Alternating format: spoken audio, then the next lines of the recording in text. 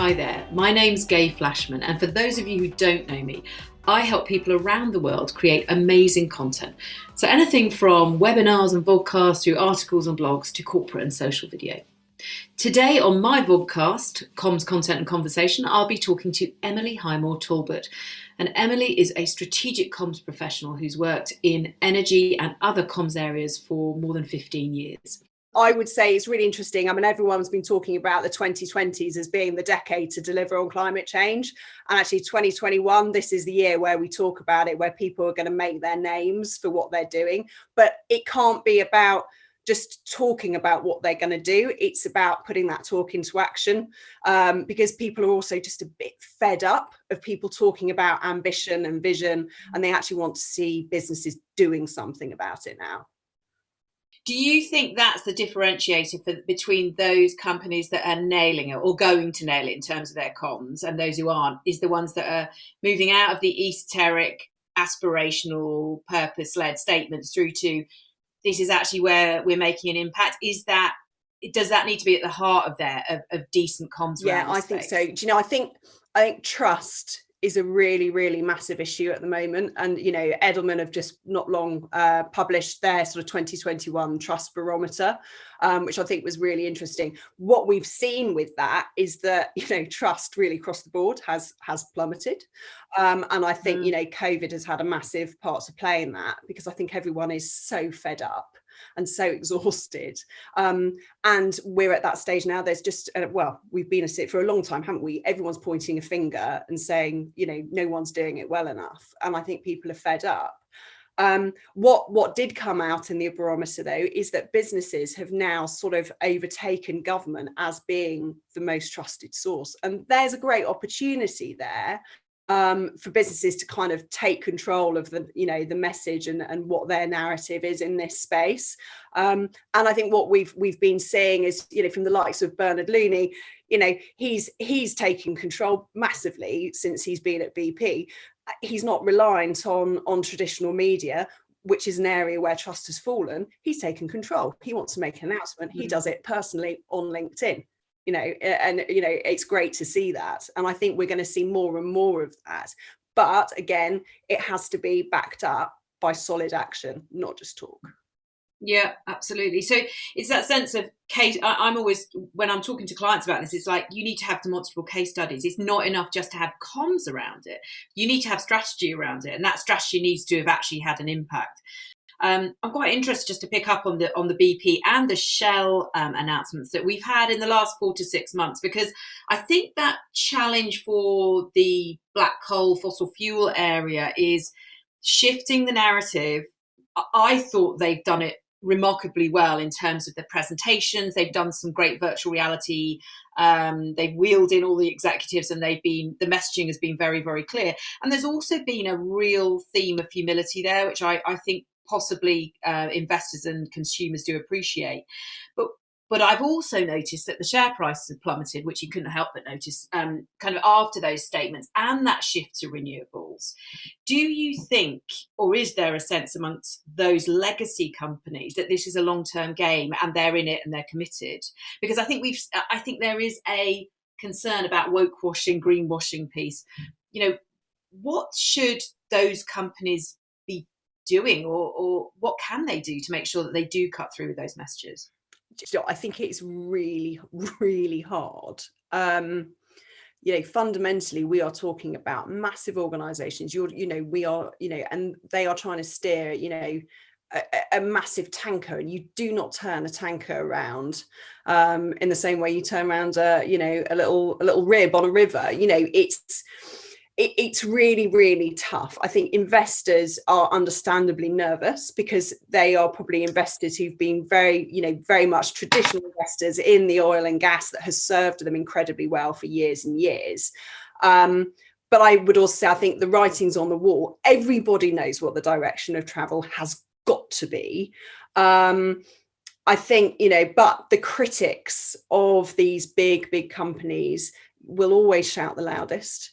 And it doesn't take long to lift the lid on some things and see that there isn't currently significant investment in areas that a lot of people want, but I've got no doubt that it's going to come, but it just takes time.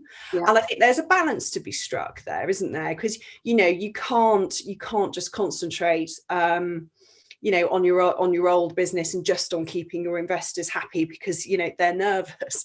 You've got to show there's a direction of travel. You've got to show that there's some momentum there, but there's a really big risk if the PR isn't then matched by the strategy.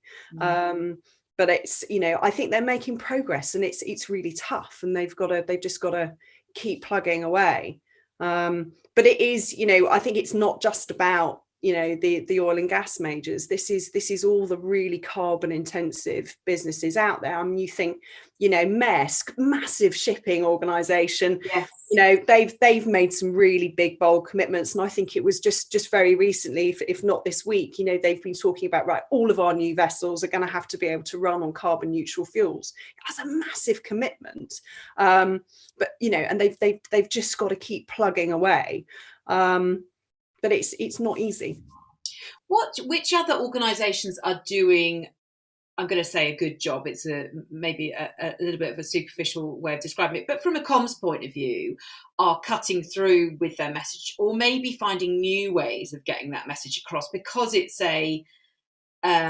important from a brand and reputational point of view, as well as an investor management ARIR point of view. Who's doing that well? You mentioned Maersk. Are there others at the moment in the market?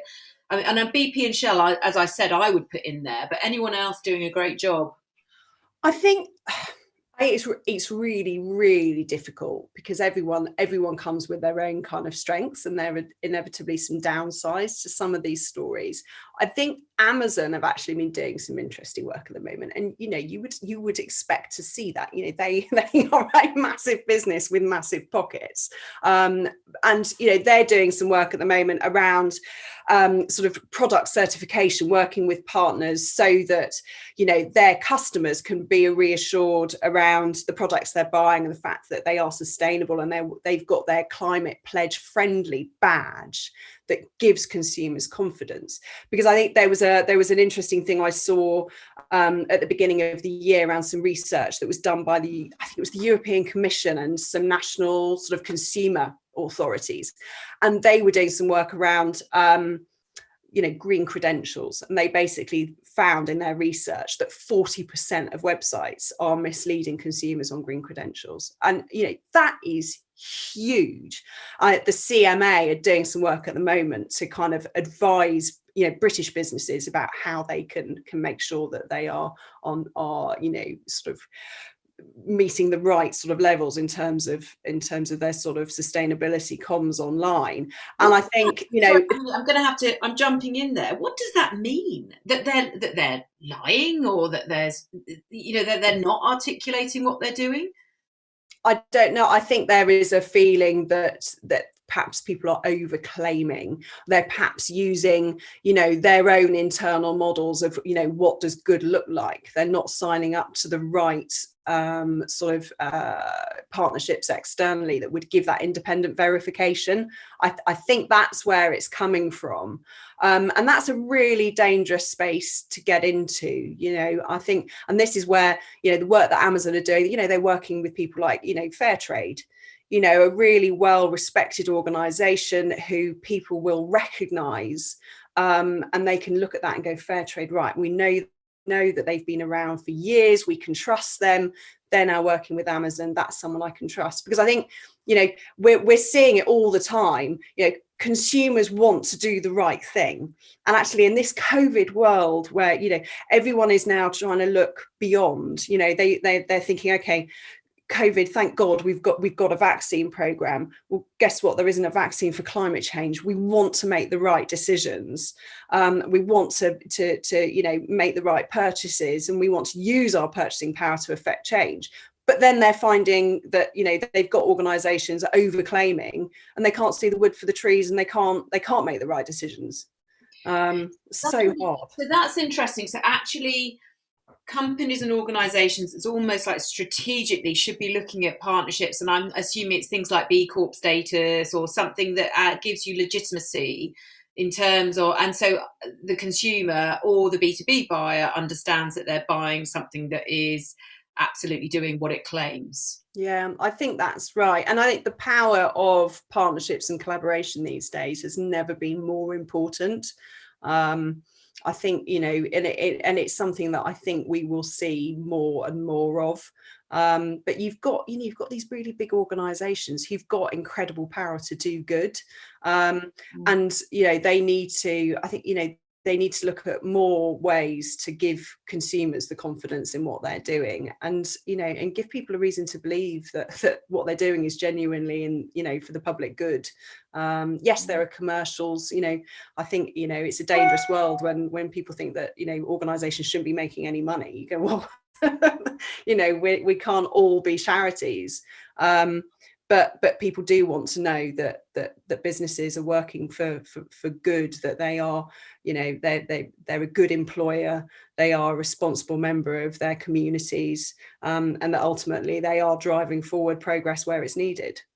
And yet we go on a lot of these corporate sites, and I know this from my own experience. And, you know, when I'm looking for companies to pitch to potentially for agency work, you know, it's a, you know, you'd expect that to be table stakes now, that there should be an assumption that they're going to have those statements online, that they're going to be talking and telling us the stories about how they're making a difference. And I don't see that necessarily with all organizations. We work with Microsoft, and we do quite a lot of work talking about, for instance, the big server farms, and, you know, how they're offsetting and what they're doing to make sure that they're kind of moving towards sustainability. But I do think they're quite unusual. Why don't some companies get that message, understand that they need to be delivering that, do you think? I think it's sometimes it's, you know, it's about different challenges. I think, you know, you think of some really big organizations that are built on legacy, you know, legacy systems that are incredibly difficult to unpick. Actually, it just becomes those where, like, we've got some really big challenges here, we've just got to concentrate over here for the moment. You would hope that they are starting to be on that journey to make progress. But you think, you know, the bigger organizations, you know, they've got the resources, and you'd hope they've got the advice to see, right, we've got to make the connection, we've got to listen to what the public are asking of us, and find ways to act on it. So first principles, if you went in there, you're a consultant, you're a very experienced comms person, professional, involved in ESG comms for many years, sustainability, energy. What do you counsel, or what would you counsel a company who maybe is feeling slightly vulnerable in this position? What's the first couple of things that they really need to do, the absolute baseline work from a comms perspective? Well, I think, you know, from the very beginning, you've got to make sure that, you know, the PR and the corporate affairs has got a seat at the table where the decisions are being made. Yeah. You know, once upon a time, you know, that wasn't the case, but we are seeing that more and more. And I think really, you know, corporate affairs has got a seat at the table, you know, in the biggest organizations now. And that is key, because that's where everything falls apart, is if someone is asked to PR a story and there's absolutely no substance behind it, and that is a terrible place to be. And if people are being asked to do that, then quite frankly they should step away very quickly. You know, you've got to start with the basics of saying, is there a strategy in place? And actually, what I do like, and the point you made about, you know, humility, I think it takes an awful lot for an organization to say, look, we've got a target, we don't have all the answers. Yes. That takes real courage. You know, no one wants to sit at a table of investors or journalists and say, I don't know.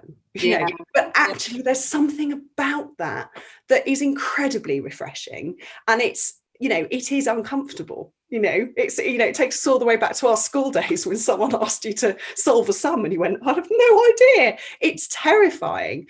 But actually, you know, it is refreshing. I think we are seeing it more and more. You know, don't get me wrong, it's not going to say, don't know, but it's about saying, we haven't got all the answers yet. This is what we're doing. This is the journey we're on. This is what we think can be delivered. And you know what? Here's some areas we really need some help.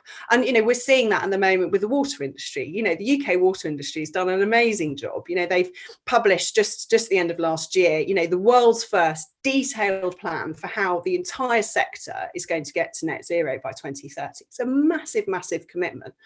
And but they've been really upfront about it, and I've been working with them, you know, hugely on this, and we've held our hands up as a, you know, as a sector and said, look, we haven't got all of the answers. You know, here are some of the challenges. You know, this is where the policy doesn't quite, you know, deliver what we need it to do. And people are responding really, really well to that. And there's that feeling of, okay, we've got a full ecosystem that's not just the water companies. You know, it's about the regulators, it's the policymakers, it's the, you know, it's the politicians, it's the supply chain, and there's a role for the customers as well. And it's really that feeling of, you know, bringing everyone together. And, you know, the environmental community, you know, it's great conversations they're going about on around, you know, what are the co-benefits, because you've got a net zero challenge, but you've also got a nature challenge. And, you know, I was talking to someone the other day, he said, look, we don't want to all get to net zero in 2030 and find that you know, there's nothing else around us. You know, we've made too many compromises, you know, and you know, we've now lost all of these incredible habitats because we were so focused on a net zero target. So I think, you know, it is that power of collaboration, those conversations that are so important, and that's where the credibility then comes. But then bringing it to life with real life examples of what you're already doing towards those goals is key as well. So it sounds like it's that holistic approach. It's not just comms in a silo, as you said right at the start of that answer, which was, you know, you can't just bring PR in, just PR this. It's got to be something that's intrinsic and woven into the fabric of everything that you're doing from the start. And also sounds again there that importance of collaboration and partnership, that actually, as you said, it's an ecosystem. You know, our world is a connected ecosystem. So everything that one organisation does has an impact on another, and it's important to recognise that. Just shifting to specifics this year, we've obviously got COP26 coming up later this year, which is becoming a real focus for organisations. What do you think companies are doing or should do in the run up to COP? We've got a couple of deadlines coming up, I know, this month, but how should companies big and small be preparing themselves for that opportunity? It's crazy difficult because everybody wants a piece of the action now. I mean, there's no question. Yeah. I think the thing for me is that going back to basics piece again a little bit. And it's very difficult. You know, you get some organizations that are very engineering led and they want to talk about all the intricacies of what they're doing. Which is fascinating for a very small percentage of people, and everyone else, they go, say what? It's really tough, and you almost have to forget your product, which sounds really, really weird. I think you've got to focus on the people behind what you're doing. People like people, and in a world where people do not trust the politicians and the journalists, actually real life human beings telling a story about what they're doing, why they're doing it, is really, really compelling. And then it's thinking about the outcomes the other end, you know, getting your customers to tell that story is absolutely key. I think those are the pieces of communications that I think will cut through, that will be engaging. And then, you know, looking ahead to COP itself, you know, we've got the expressions of interest that the Cabinet Office have put out invites for now. Deadlines are coming thick and fast, and they're being very, very clear. You know, we don't expect people to show up on their own. We want you to turn up, you know, in partnerships. There's not much space. And let's be clear, we don't even know if COP's going to happen. Yeah, absolutely. It could all be online. And we've got to be really, really smart about it. But what I would also say is actually, you know, for me, COP shouldn't just be about, you know, the privileged few who end up in Glasgow or end up in, you know, behind a clever firewall to do it all digitally. You know, this is an opportunity to engage so many people around, you know, around the climate challenge. And, you know, I think people have got to be really smart about thinking, you know, beyond just that small number of people, that audience. You know, how do you tell that story in a really compelling way to a global audience? And how do you show that what you're doing really matters? And there, it's definitely not a conversation about, a product or a service. It's got to be about an outcome, about what that means and how that fits into, coming up with some really, really great answers and solutions to the biggest, challenge that we will ever face as a planet. So tangible impact. Emily, thank you so much for your time. It's been lovely to talk to you. So thanks ever so much, and all the best for the year ahead. Thank you. Same to you.